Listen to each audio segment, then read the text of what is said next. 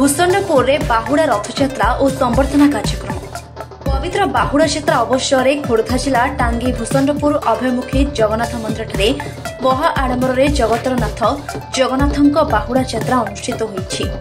महाप्रभु जगन्नाथ माउसीमा मंदिर में 9 दिन धरी रही लीलाखेला करी रथारूढ़ होई श्रीमंदिर फेरिछन्ति।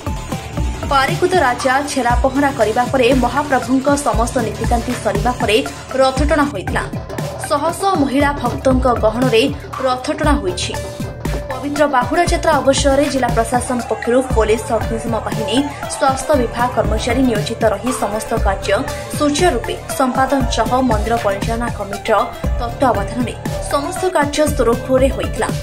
एही अवसर दारू ब्रह्म कमिटी द्वारा एक सांस्कृतिक कार्यक्रम और संबर्धना सभा भूषणपुर सरपंच सौरभ दास महापात्र पौरोहित्य अनुष्ठित सभारे मुख्य अतिथि भाव खोर्धा विधायक प्रशांत जगदेव, मुख्य वक्ता भाव वरिष्ठ बीजेपी नेत्री बासंती महापात्र, सम्मानित अतिथि भाव बालीपाटपुर सरपंच भावी बेहेरा और निराकारपुर सांबादिक संघर समस्त सदस्य जोग देइथिले।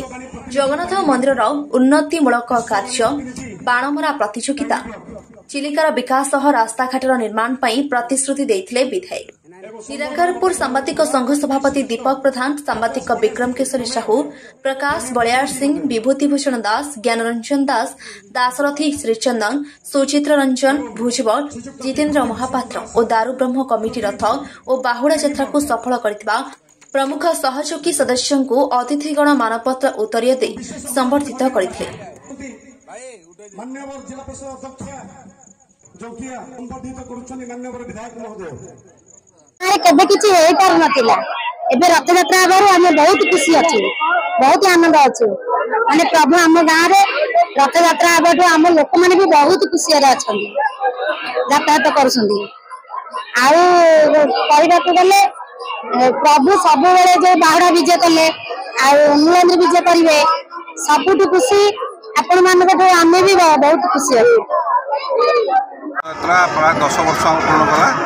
आप देखो ये हजार हजार संख्या रुंड रही ये आम सांस्कृतिक कार्यक्रम धरी विभिन्न सांस्कृतिक कार्यक्रम विभिन्न ग्राम्य नृत्य नहीं जगन्नाथ को बर्तमान पाछड़ी आनुंट माउसीमा मंदिर आमर मानते जन्म रत्नवेदी को आम ये ठाकुर रे विभिन्न कार्यक्रम हम कार्यक्रम पर आसंता खाली ठाकुर मंदिर को खोर्धार ज्ञानरंजन दास रिपोर्ट।